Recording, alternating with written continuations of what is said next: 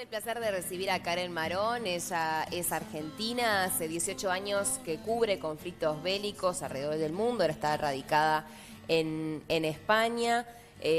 Ha sido seleccionada como una de las 100 corresponsales más influyentes del mundo en la cobertura de conflictos armados por la Organización para la Acción contra la Violencia Armada, así que es un placer recibirte hoy. Muchas gracias a todas por la invitación y el recibimiento. Bienvenida a Uruguay. Voy a arrancar con una pregunta que capaz que parezca obvia, pero a mí me pasó de hacer un entrenamiento y que me lo cuestiono hasta desde mi lugar. ¿Cómo es ser mujer y cubrir este tipo de conflictos que a veces terminás en lugares como Medio Oriente?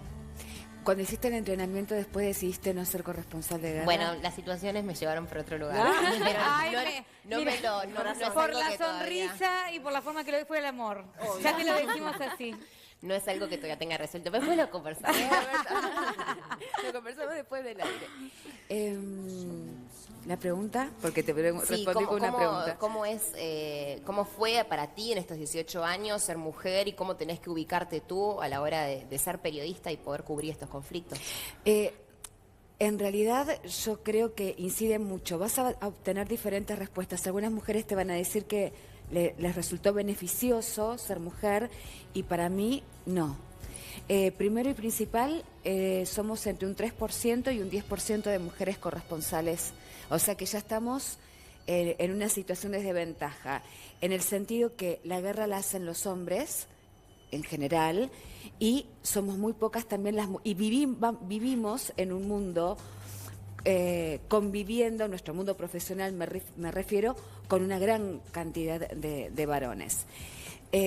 Por lo tanto, en lo personal, lo cual no significa que esto sea en lo general, porque van a escuchar otras experiencias, para mí ha sido muy complejo y sobre todo trabajando en Medio Oriente. Donde, bueno, ya desde el principio por una cuestión de respeto, de idiosincrasia, utilizo la hijab que cubre la cabeza, la baya, a veces he tenido en muchas oportunidades que usar guantes en algunos lugares en específico, y aunque no parezca, eso es una presión mayor, pero por ejemplo si quieres entrevistar a un hombre, quizás ese hombre no quiera darte la entrevista por solo hecho de ser mujer, entonces se hace una entrevista a través de una pared o tenés que entregarle a tu fixer, que es el productor local, el grabador. A veces una mujer se convierte, esto no es en general, sucede en lugares en específico como en Latinoamérica o en cualquier otra parte del mundo. Estoy hablando de situaciones que han sucedido. Donde te convierten en un objeto, o sea, te quitan la calidad de sujeto y consideran que pueden hacer con tu cuerpo lo que quieran. Hay situaciones que han sido muy extremas, como el de Lara Lohan, una periodista de CBS, que sufrió un abuso terrible en la Plaza Tahrir en Egipto por el hecho de ser mujer. Esto no significa que el hombre no va a estar sometido a los mismos peligros. Todos estamos sometidos a los mismos peligros, pero en mi caso ser mujer no me trajo ningún beneficio y me colocó en muchas situaciones vulnerables. Además, por ejemplo, si vas en una ruta determinada, en un determinado conflicto, generalmente vas como acompañante, porque así se simula, vas como acompañante del chofer porque simula que sos la esposa y van los corresponsales atrás y vos estás como poniendo más el cuerpo, porque como no necesitas hablar, claro, no tenés que hablar, entonces yo no tengo que hablar, puedo bajar la cabeza, pero estás poniendo el cuerpo también. O sea que hay miles de situaciones para contar. Y como mujer en lo mujer y con lo que tenía que ver que por lo que la señora quizás no ha decidido ser corresponsal de guerra, el costo es muy alto. Es una especulación la que hice, no sé si es verdad. El costo es muy alto en el sentido que, y hay costos emocionales muy altos. Uno tiene que hacer concesiones. No es, a ver, si tenés pareja, decir, me voy por 3 meses y no volvés en un año. Pero generalmente es más fácil que los corresponsales varones sí formen pareja y formen familia. Y sí, formen, tengan la hijos. pareja los aguante. Nosotros, claro, si tenemos un bebé, que vamos a ir con el bebé a un campo de refugiados, vamos a entrevistar a un terrorista con un bebito.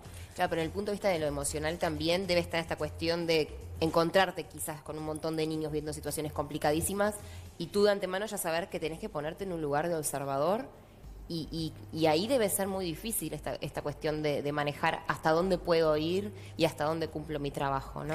Claro, esto en realidad es un debate que se viene dando entre los corresponsales desde hace muchísimo tiempo.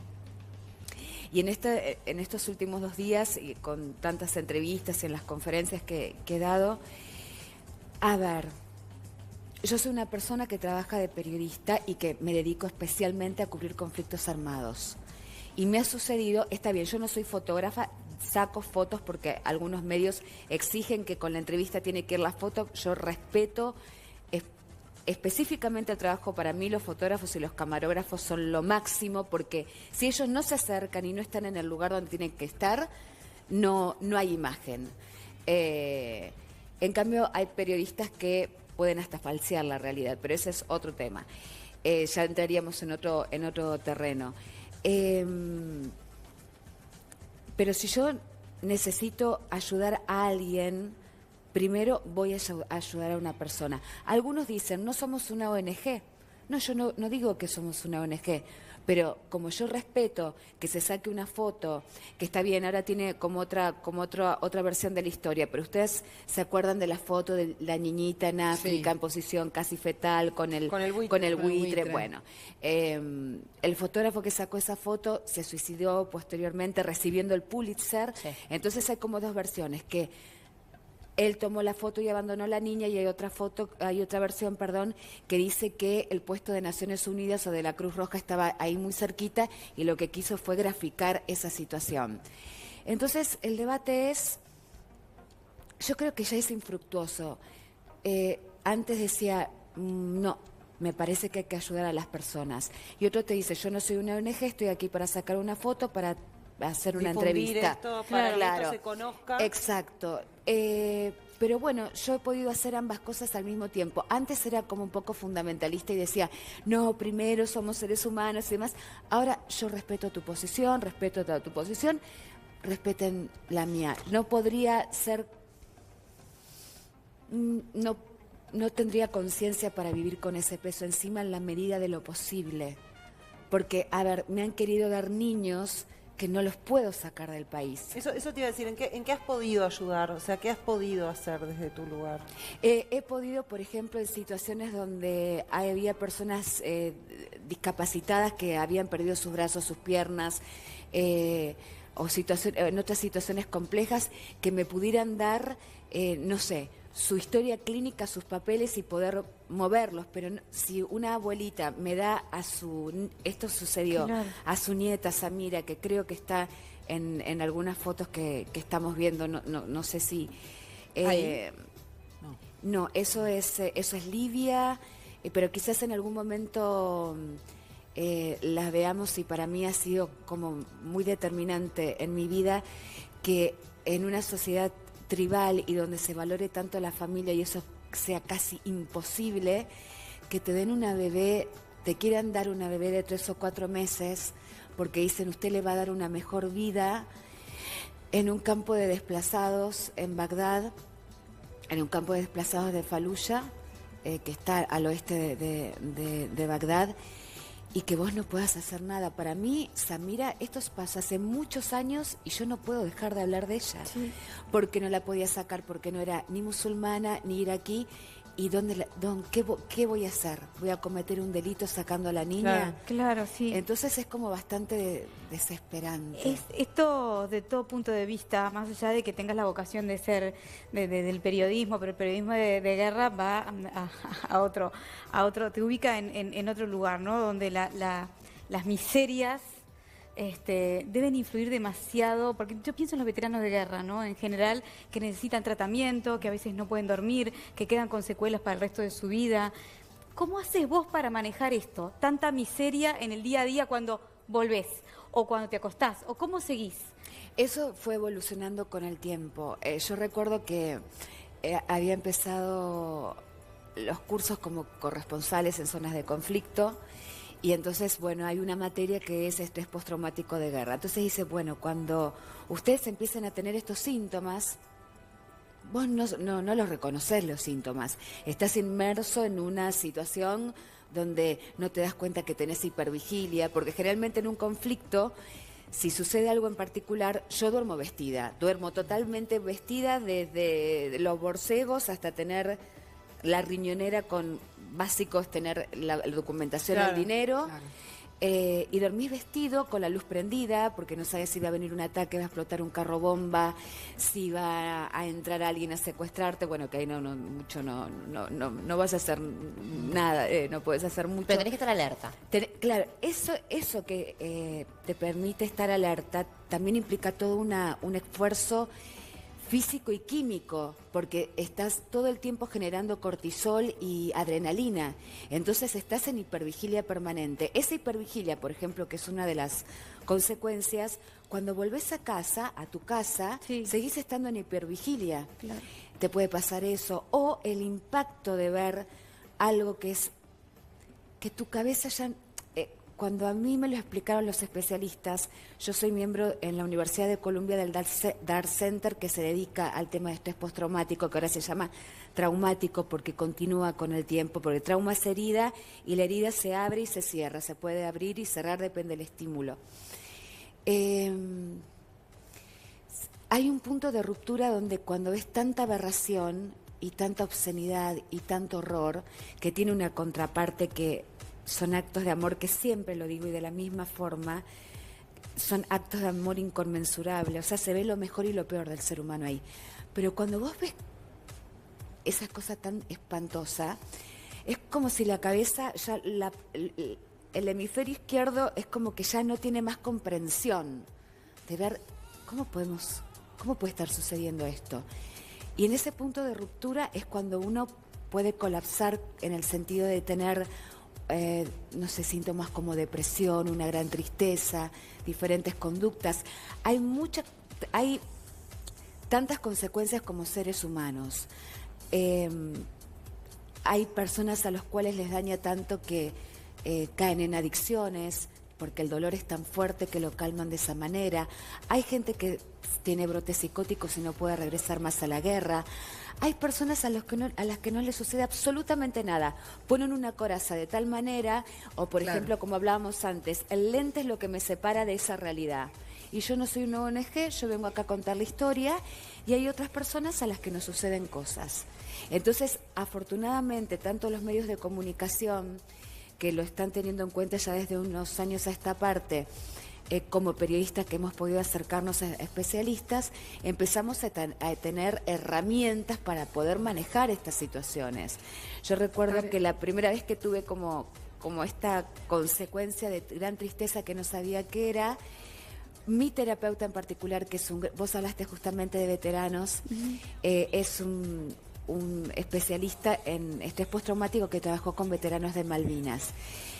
E hizo algo que para mí fue sorprendente, que en un regreso, creo que de un viaje a Irak, en vez de decirme, bueno, no vayas más a un conflicto, a los 2 meses había un hecho determinado en Irak que tenía que ir a cubrir y me recomendó ir a un conflicto. Es como cuando te caes del caballo y... Volver a subir. Volver a subir. Pero eso habrá sido porque era mi personalidad Claro. hacer eso. A otra persona... Claro. Capaz que le dice que no. Claro. Nunca más, Claro, porque claro. va... Pero lo que se ve no es una película. Por eso a Sucede. veces soy tan crítica con que la guerra se ve Justamente, como entretenimiento, ¿no? Yo te quería preguntar, porque vos has vivido, digamos, lo que es una zona de conflicto, una guerra, ves las miserias, todo lo que nos estás contando, y seguramente estás muy empapada de todo lo que sucedió en Siria. Sí. Y vos sabés que llegaron refugiados a nuestro país hace unos años, unas familias, y justamente en esta semana, el titular de los diarios en nuestro país, el diario El País, daba cuenta que una familia volvió a Siria, y entre otras cosas lo que argumentaban era que vivían mejor en su país de lo que vivían acá por falta de ayuda del gobierno de nuestro país, que acá era muy caro vivir, entre otras cosas, ¿no? Y desde acá uno lo mira, lee eso y dice, ¿cómo puede ser que volver a Siria que ya vemos los destrozos, lo vemos por todos lados, cómo está, pueda ser mejor, vivir mejor allá que acá. Claro, el padre de familia decía, sí hay guerra, pero se vive mejor acá. Sí. Y nosotros En Siria, que no tenemos, ¿no? claro, y nosotros que no tenemos guerra nos llamaba tanto la atención esas declaraciones. Claro, primero, en primer lugar, a mí me parece de una empatía y de muchísima generosidad cualquier Estado y gobierno que tome la decisión de recibir refugiados, primero y principal, y me parece que una cosa es la elección. Ahora yo les voy a dar mi opinión de lo que, por lo que significa la tierra y el arraigo, pero primero el agradecimiento al país que te está recibiendo, para mí, Sí, en claro. primera instancia, porque uno se va de un lugar donde vive el terror más absoluto, la muerte más devastadora, o sea, no es solamente que destruyen tu casa, se mueren tus hijos en forma instantánea, te quedas sin familia, salís del horror, como también salieron mis abuelos del Líbano, que eran cristianos libaneses y corrían peligro de muerte ante la amenaza del Imperio Otomano, o mis abuelos de España por la Guerra Civil. No sé si aquí también están estas Sí. historias, Sí, que claro. somos Claro. nietos, hijos, bisnietos de seres humanos que en ese momento no se denominaban refugiados, pero ahora lo serían de claro. alguna manera, y que tienen unas historias de vida, de resiliencia total. Yo creo que es algo similar lo que sucede, pero bueno, también nuestros abuelos han tenido que ir a lugares desconocidos y han tratado de adaptarse y ser agradecidos, trabajando y una serie de cosas. Ahora, no conozco el caso en específico, sí sé algo que sucedió hace 2 o 3 años, que estaban demandando algo que, la verdad, por eso yo digo, me parece que hay que ser agradecido con las tierras que te están recibiendo en primera instancia. Pero aún en la guerra, este tipo de culturas y de idiosincrasias están muy aferrados a la tierra. Entonces, prefieren vivir en el medio de conflictos que inclusive conocen y a los cuales están acostumbrados, y que comerán todos los días garbanzos, hummus o que sea. Seguramente, me imagino que aquí les habrán brindado muchísimas cosas, que los habrán apañado y acogido de diferentes maneras, pero quizás no les haya resultado suficiente o lo hayan reclamado de una forma errónea. Estoy segura que los habrán recibido muy bien. Pero no solamente en este caso en específico, sino que están volviendo mucha cantidad de sirios, aunque tengan que reconstruir sus casas De cero. de cero, porque no deja de ser tu tierra. Yo creo que si le hubieran dado la oportunidad... No, yo creo que mis abuelos podían regresar muchas veces. No sé si regresaron o no, yo no conocía a ninguno de los 4, hay esa parte de la historia que no la sé, pero a veces, aunque vivas en la miseria y en la devastación total, preferís estar en ese pedacito de tierra que supuestamente, bueno, que te pertenece, ¿no? ¿Karen, vas a dar algún otro curso más acá o ya te vuelves? No, tengo una cena hoy y mañana ya Ya te parto vuelves. nuevamente. Un placer recibirte. No, un gusto placer Un conocerte. haber estado un con placer ustedes, haber la charlado verdad, contigo. Una Gracias. maravilla, han sido excelentes, les agradezco muchísimo. Gracias a ti.